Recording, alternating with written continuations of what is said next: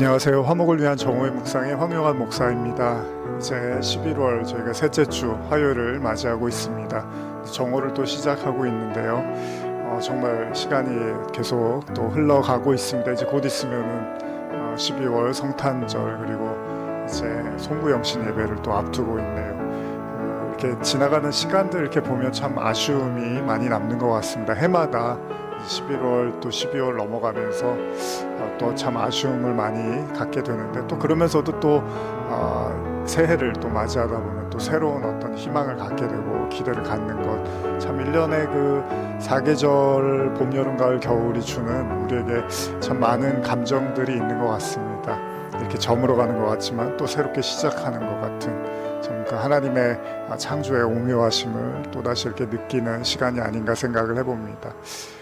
요즘 제가 이제 얼마 전에 사도행전 말씀 나누면서 사도행전 19장에 그 바울이 이제 예수님의 이름으로 귀신을 쫓아내고 이런 이제 능력들이 있잖아요. 근데 그런 모습을 보면서 이렇게 흉내내는 사람들이 있었습니다. 그래서 마술사들이라고 성경이 표현하고 있는데, 그 마술사를 비롯한 또 몇몇의 사람들이 예수의 이름으로, 또 바울이 전하는 그 예수의 이름으로 이제 귀신 들린 자에게 이렇게 선포를 한 거죠. 귀신을 쫓아내려고. 그랬는데 놀랍게도 귀신이 떠나간 것이 아니라 귀신 들린 자가 말하는 거죠. 내가 예수도 알고 바울도 아는데 도대체 너는 누구냐, 그러면서 그 자리에서 큰 망신을 당하는 그런 사건이 기록되어 있습니다. 그 설교를 하면서 또 다시 한번 이렇게 생각하게 되는 것 같아요. 우리가 어떤 말을, 우리가 예수의 이름, 뭐 바울의 이름 이런 것들을 이렇게 그대로 그냥 이렇게 따라서 한다고 어떤 신앙의 능력이 나타나는 것이 아니라, 정말 우리가 어떤 말을 하고 선포를 할 때는 거기에 따르는 우리의 어떤 신앙의 연단의 과정들이 반드시 또한 따라가 줘야 한다라는 것을 또 한번 이렇게 설교하면서 생각해 보게 됐습니다. 여러분들이 이렇게 저하고 지금 묵상 말씀을 나누고 있는데요, 요한복음을 통해서 이 말씀들도 단지 그냥 우리의 눈과 귀에 그냥 이렇게 머무는 그런 말씀이 아니기를 또 소원하고, 이 말씀들이 여러분들 안에서 차곡차곡 양식으로 쌓여서 여러분들의 삶에서 또 영적 전쟁 속에서 또 신앙의 연단의 과정 속에서 하나님의 그 능력이 또 나타나는 그런 축복이 되시기를 간절히 소원합니다. 자, 그러면 오늘 계속해서 요한복음 4장의 말씀 이어가고자 합니다. 오늘은 요한복음 4장 10절에서 15절 말씀을 한번 읽어보겠습니다. 예수께서 대답하여 이르시되 내가 만일 하나님의 선물과 또 내게 물 좀 달라 하는 이가 누구인 줄 알았더라면 내가 그에게 구하였을 것이요 그가 생수를 내게 주었으리라. 여자가 이르되 주여 물기를 그릇도 없고 이 우물은 깊은데 어디서 당신이 그 생수를 얻겠사옵나이까. 우리 조상 야곱이 이 우물을 우리에게 주셨고 또 여기서 자기와 자기 아들들과 짐승이 다 마셨는데 당신이 야곱보다 더 크니이까. 예수께서 대답하여 이르시되 이 물을 마시는 자마다 다시 목마르려니와 내가 주는 물을 마시는 자는 영원히 목마르지 아니하리니 내가 주는 물은 그 속에서 영생하도록 솟아나는 샘물이 되리라. 여자가 이르되 주여 그런 물을 내게 주사 목마르지도 않고 또 여기서 물기르러 오지도 않게 하옵소서. 우리 지난 시간에 예수님이 사마리아를 이제 부정한 이방인의 땅이라고 여기셨던 사마리아를 통행하시겠다고 말씀하시면서 그곳에서 이제 곤비하고 지치는 가운데서 정오의 한낮에, 우리가 이제 한낮에 정오의 묵상인데 바로 이 시간에 예수님이 우물가에 곁에 앉아 쉬고 계셨습니다. 그때 한 여인이 이제 사람들의 어떻게 보면 시선을 피해서 가장 사람이 없을 때 그만큼 이제 수치심을 가지고 있었던 여자였던 거죠. 여인이 물을 뜨러 나왔을 때 예수님과 마주치게 되고, 예수님은 이제 여인과 대화를 하게 되는데, 지난 시간에 읽었던 마지막 그 내용들이 뭐냐면, 왜 나에게 물을 달라고 합니까? 유대인들은 우리들과 상종하지 않습니다. 사마리아 사람들과 이렇게 이제 이야기하면서 약간은 어떻게 보면 좀 긴장감이 나오는 그런 상황에서 이제 마무리를 했는데요. 아무래도 여자 입장에선 당연히 유대인으로서 예수님이 자신에게 말을 거는 것에 대해서 상당히 부담감을 가졌겠죠. 그리고 워낙이나 어떤 수치심을 갖고 있었고, 그래서 사람들의 시선이 두려웠던 여인으로 이제 저희가 추측하기 때문에 당연히 유대인과의 대화는 더더욱 부담스러울 수밖에 없었을 겁니다. 근데 이때 이제 예수님이 이야기를 하는 거예요. 네가 나를 굉장히 부담스러워하고 내가 너와 유대인들이 상종하지 않는다고 말하는데 네가 만약에 내가 누군 줄 알았다라면 너는 나에게 구했을 거다. 그리고 그가 생수를 내게 주었으리라 이런 말씀을 하세요. 다시 말하면 하나님의 선물 그리고 내게 물 좀 달라 하는 이가 누군 줄 알았더라면 이런 표현을 쓰시는 거거든요. 그러니까 우리가 그런 얘기 하잖아요. 옛날에 제가 그냥 이렇게 좀 뭐 코미디 영화 같은 거 보는데 그런 대사가 있었던 것 같아요. 사람을 그냥 보면은 잘 모르는데 자세히 보면 다르게 보인다라는 거죠. 그러니까 수많은 사람들이 지나가잖아요. 뭐 여기도 저희 창밖으로 이제 큰 도로가 있어서 사람들이 많이 오고 가고 버스를 타고 내리고 하는데 사람들이 많이 지나가는데 그냥 이렇게 보고 있으면 모르죠. 근데 한 사람을 이렇게 자세히 보다 보면 뭔가 나름대로의 어떤 그런 스토리가 있을 것 같고 사연이 있을 것 같잖아요. 그리고 저 사람은 지금 뭐 어디 출근을 하는 것 같다. 저 사람은 지금 퇴근을 하고 오나 보다. 저 사람은 지금 뭔가 누구를 만나려고 하는데 굉장히 기대가 있어 보인다. 저 사람은 지금 오늘 굉장히 피곤해서 빨리 집에 가고 쉬고 싶은 것 같다. 이런 어떤 모습들을 이렇게 자세히 보면 알 수 있겠죠. 그리고 거기서 또 더 자세히 들여다보면은 더 많은 정보들을 알아낼 수 있겠죠. 우리 추리 소설 이런 거 좋아하시는 분들, 뭐 셜록 홈즈 이런 거 보면은 사람들의 어떤 표정이라든지 옷이라든지 뭐 장신구나 뭐 어떤 뭐 좀 옷이 닳거나 뭐 이런 걸 가지고 많은 것들을 사건을 추리를 해내는 걸 우리가 보게 되잖아요. 그러니까 뭐든지 자세히 보면 또 다른 이야기들이 그 속에 담겨져 있겠죠. 근데 당연히 사마리아 여인 입장에서는 예수님을 자세히 볼 만한 그런 이유도 없었고 또 이미 워낙 무시를 많이 당해왔기 때문에 빨리 그 자리를 모면하고 싶었을 거예요. 근데 그런 여인에게 예수님이 네가 내가 누군 줄 알았더라면 이라는 말씀을 하시는 거죠. 뭐 가볍게 우리가 이 부분을 조금 더 생각해 본다면 그런 것 같아요. 우리도 사실 수많은 사람들을 이렇게 만나잖아요. 알게 모르게 만나고, 뭐 TV를 통해서 사람들을 보기도 하고, 뭐 또 때로는 드라마나 영화를 통해서나, 어쨌든 우리는 많은 사람들을 직접적으로나 간접적으로 이렇게 보거나 또 만나게 되고 또 대화를 하기도 하죠. 근데 중요한 건 뭐죠? 이렇게 정말 이렇게 자세하게 진지하게 나누는 만남과 대화는 사실 그냥 이렇게 지나치는 만남이나 대화하고는 또 다르죠. 뭐 브라운관을 통해서 모니터를 통해서 뭐 어떤 영상을 본다 하더라도요. 그걸 이렇게 정말 자세히 보고서 생각을 하는 것과 그냥 이렇게 흘러 보내는 거, 요즘 뭐 짧은 영상들이 워낙 인기가 많잖아요. 그래서 뭐 20초, 30초 보면 이렇게 넘기면 나중에는 뭐를 봤는지도 잘 기억이 안 날 수도 있겠죠. 그러니까 어떻게 보면은 이제 자세히 본다라는 거, 우리가 이제 말씀도 사실 그래서 묵상을 하는 거죠. 사실 성경 말씀 한두 절 읽는 거는 뭐 10초도 안 걸립니다.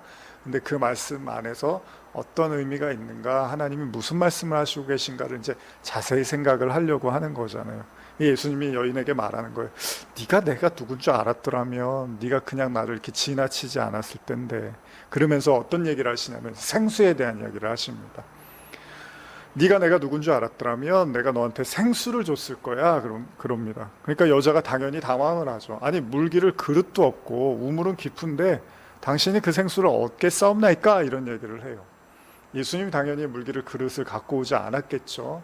그러니까 어디서 그런 물을 지금 얻으시려고 이런 얘기를 왜 하십니까? 라고 하니까 이제 여자가 더 말을 이어갑니다. 우리 조상 야곱이 이 우물물을 우리에게 주셨고 또 여기서 자기와 자기 아들들과 짐승이 다 마셨는데 당신이 이 야곱보다 큽니까? 뭐 이제 뭔가 약간 대화가 그냥 물 얘기를 하는 것 같은데 조금 더 어떤 그 발전된 그리고 깊이가 있는 이야기로 좀 이렇게 진행을 하고 있는 것 같아요. 그래서 나중에 여러분들이 아는 것처럼 이제 예배에 대한 얘기까지 가잖아요.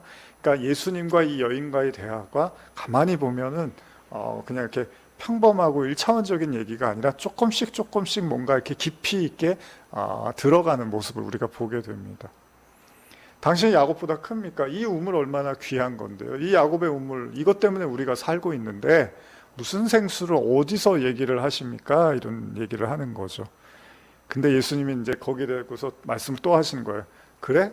이 우물, 그래, 좋아. 이 우물을 너희가 먹는데 이거 먹으면 또 목마를 거다. 근데 내가 주는 물은 영원히 목이 마르지가 않을 거야. 그리고 심지어는 그 물은 그 속에서 영생하도록 솟아나는 샘물이 된대요. 이게 말이 됩니까? 물을 먹었는데 그 물을 먹으면 또 먹어야 되잖아요, 목이 마르면. 근데 예수님이 뭐라 하냐면 내가 주는 물을 먹으면 그 안에서 계속 물이 샘솟을 거라는 거예요. 이게 말이 맞지가 않는 얘기죠. 근데 예수님이 이제 이런 말씀을 하세요. 근데 놀라운 거는 여인이 어떻게 반응했죠? 주님, 이상한 얘기 그만하시고 빨리 물 한 잔 드시고 가실 거면 빨리 가던 길 가세요. 선생이요, 가세요. 이렇게 얘기를 해야 되잖아요. 무슨 뜬구름 잡는 얘기라고 어서 정신 차리세요. 날이 너무 더워갖고 지금 실성하셨나요? 이렇게 얘기할 수도 있는데 여인이 또 놀랍게 이런 말을 해요. 주님, 만약에 그런 물이 있다면 내게도 주사 목마르지도 않고 또 여기 물 기르러 오지도 않게 하옵소서, 이런 얘기를 해요. 그러니까 이 대화가 사실 아까 그 10절 말씀만 봐도 유대인은 사마리아인과 상종하지 않습니다. 이 상태에서 대화가 끊어질 것 같았거든요. 그렇죠. 말 걸지 마세요. 또 무시하려고 그러죠. 우리 그렇게 무시하는 게 재밌어요?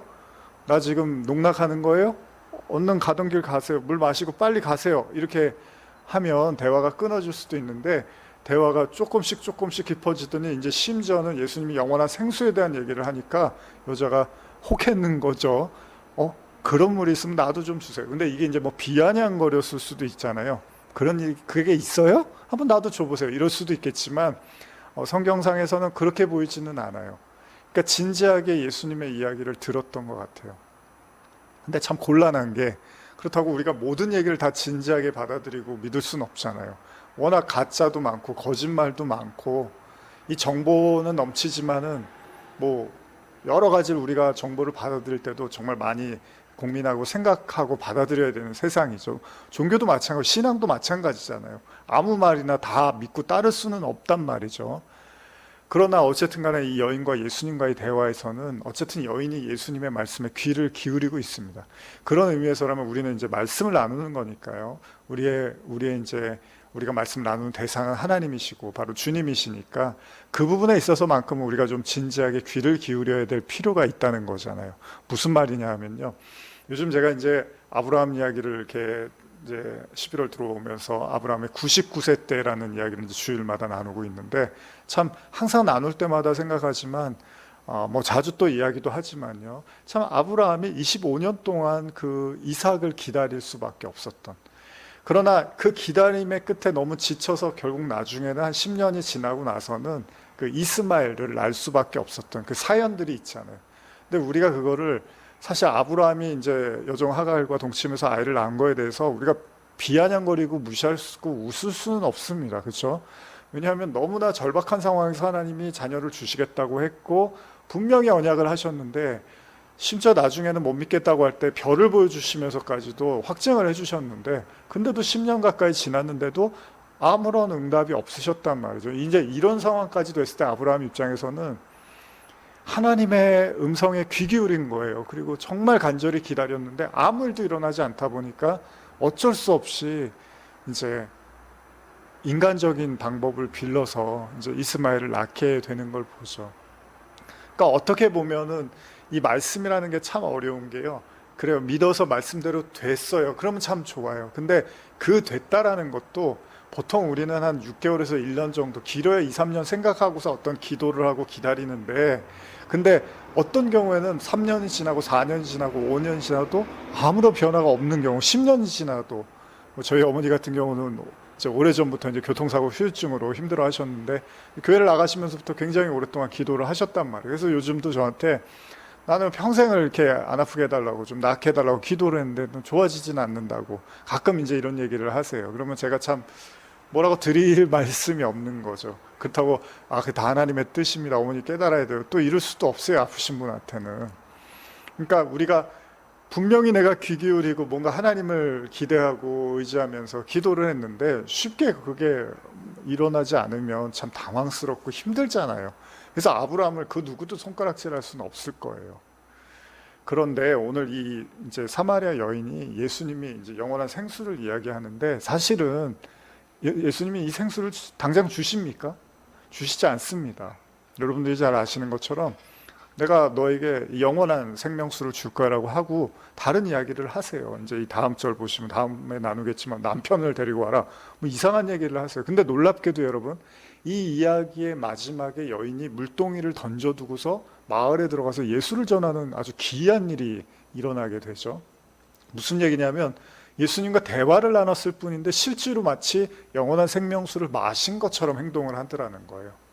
저는 여기서 우리가 꼭 한번 생각했으면 좋겠어요.